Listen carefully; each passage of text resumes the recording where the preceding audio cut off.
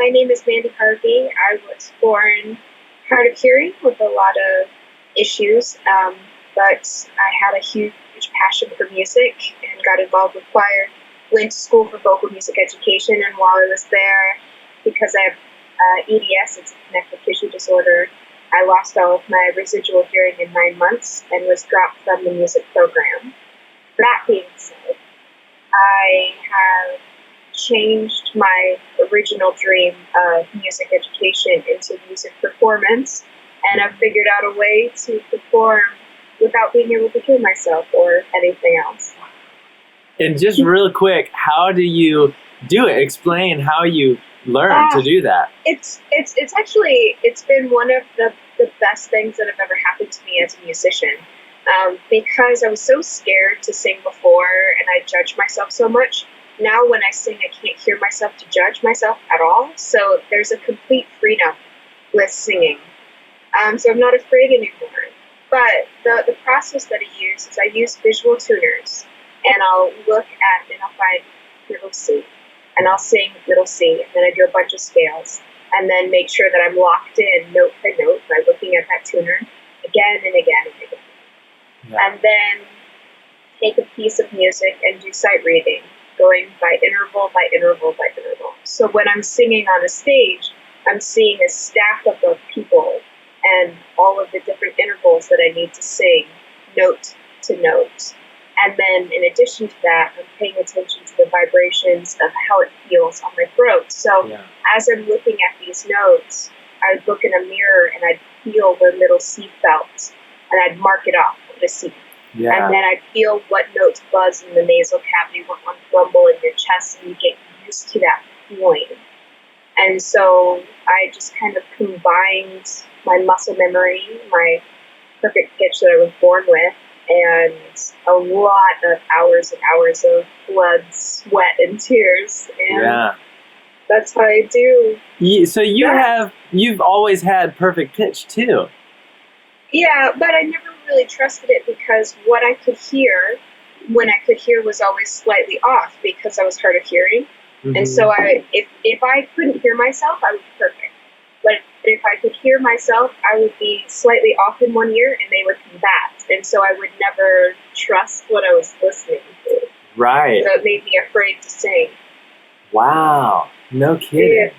So, when you were losing your hearing in those 9 months, that must have been a really hard time. Do you mind just talking a little bit about what that experience was like? Yeah, I had made the mistake of only giving myself one dream, and that was music education. And so when that wasn't working out, I lost myself in it. So I lost the ability to feel like I knew who I was and my complete identity.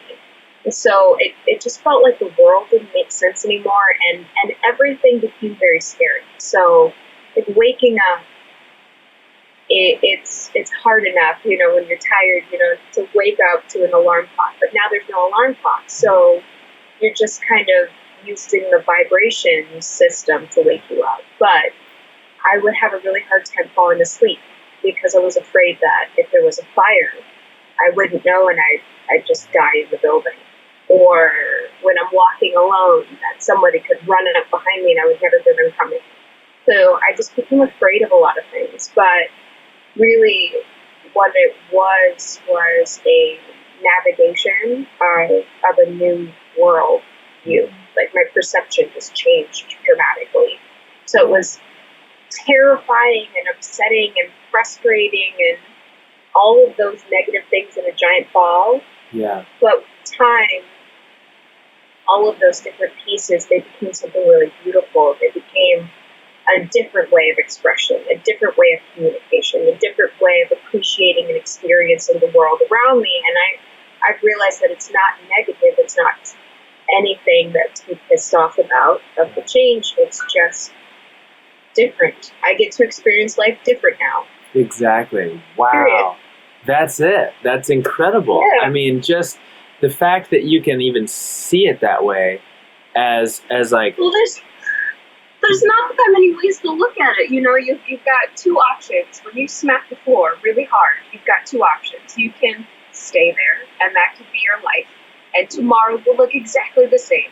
And the next day will be exactly the same. And it would just go on and on and on. Or you can make the decision, the harder decision, to get up off the floor and to appreciate and love yourself the way that you are and find joy in the world that's around you. That's it. Two options.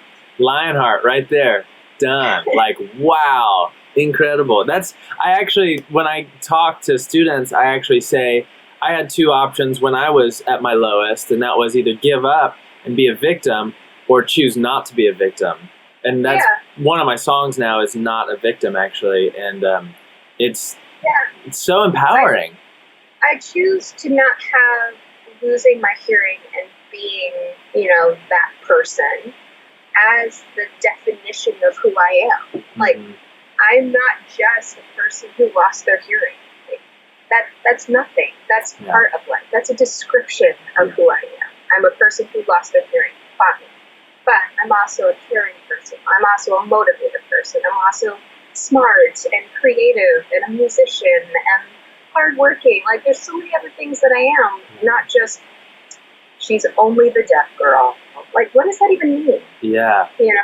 Yeah. Incredible. So you've obviously found some purpose, and that's actually something that a lot of people have mentioned is you have to learn to adapt, because if you're stuck on that old path and it's gone, you're never going to be happy. You're never going to have that purpose. But you have found a purpose in, the cards that you were dealt, quote unquote. Yeah. Do you want to talk a little bit more about kind of finding that purpose now and what your message is to people? Yeah, I think the brutal, honest thought is that it doesn't matter who you are, or where you come from, or how much money you have, or the color of your skin, or your political beliefs. At one point in time, you're going to hit a wall, and you're going to have to make decisions and bounce off of it and to change and adapt. That's just the truth. So for me, finding purpose, my original goal of music education was to create community, to encourage other people to be able to express themselves. And even though I'm not doing it in the same exact way that I wanted before, my original dream is still there if you boil it down. I'm the one who limited my scope to just music education, when the heart of my dream was community and encouragement. So my purpose is still community and encouragement. I just have allowed myself multiple options of accomplishing that goal. That's so incredible. my encouragement for other people is to understand that you're not alone in dealing with frustration, but if you live your life protecting yourself from failure, you're still going to fail at some point. Yeah. So you'll never be successful in it. So what you need to do is to do your best, to understand that you will fail. And when you do fail, to not see it as a complete devastation of who you are, but as a stepping stone to becoming somebody else, to becoming a better version of who you are every time. Have you read the book Man's Search for Meaning? I haven't. Oh, it's so good. So it's this guy, Viktor Frankl, who survived the Holocaust, and he wrote a book about surviving. His whole family died. He, lost all the weight and almost died. But he talks about finding a purpose within that. And one of his quotes is, "Suffering ceases to be suffering at the moment it finds a meaning." And that just hit home with me. Like, you have to find a meaning in your suffering. If you say, "Oh, I don't want to suffer," like suffering is bad, then you'll never grow. But if you find a meaning, it actually makes you stronger. That's huge. That's incredible. Yeah. Well, and there's beauty in everything. And I think that's the really hard part, is that people want kind of like a how to get over pain. like an immediate fix. Everything is so instantaneous, when in reality it takes a lot of tiny little steps to recover from something like that. And I had to find a place where every day I would find something really small that I liked about myself, or that I liked about my world that I lived in. And sometimes it would be like, this one blade of hair doesn't piss me off, so I guess this is the one thing that I find okay today. Yeah, yeah. And then, then the next day I couldn't pick that one piece of hair, and eventually I ran out of hair. And so I started working on other things, like, okay, this freckle. And after a while, you start understanding the ridiculousness of how small you're allowing the world to be. Your pain is it's not uncommon. Open your eyes, look around. Everybody is dealing with something. Yep. And you can be so much stronger together as a community, and cheering each other on, and crying with each other, and holding each other's hand, and moving forward, instead of thinking they have to do it alone. Yeah. There is no doing it alone. Yeah. Oh my goodness.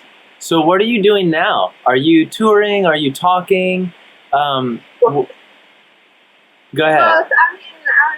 I'm in the middle of recording my album, so I've been bouncing from New York to California, and Awesome. so I will be doing that for the next couple of weeks. But in the mix, doing concerts in North Carolina, South Carolina, Georgia, Ohio, and a couple of other places, and then recording, and then a couple of other gigs, and there's some speaking things mixed in there. But I'm also on the board of a nonprofit organization called No Barriers, and they help people with and without disabilities or differences to overcome those obstacles. And so I get to work a lot with wounded veterans, or youth, or just people. Wow. I get to be with people, and it makes me happy. Yes, that's huge. That's key. You're inspiring me today to go out and like conquer life even more. So this is, the Lionheart campaign is kind of selfish, right? Because I've been so blessed by everyone's stories that it's been really, really cool. So thank you very much for doing this. It was lovely meeting you. Yeah. Have a great day. Awesome. Peace.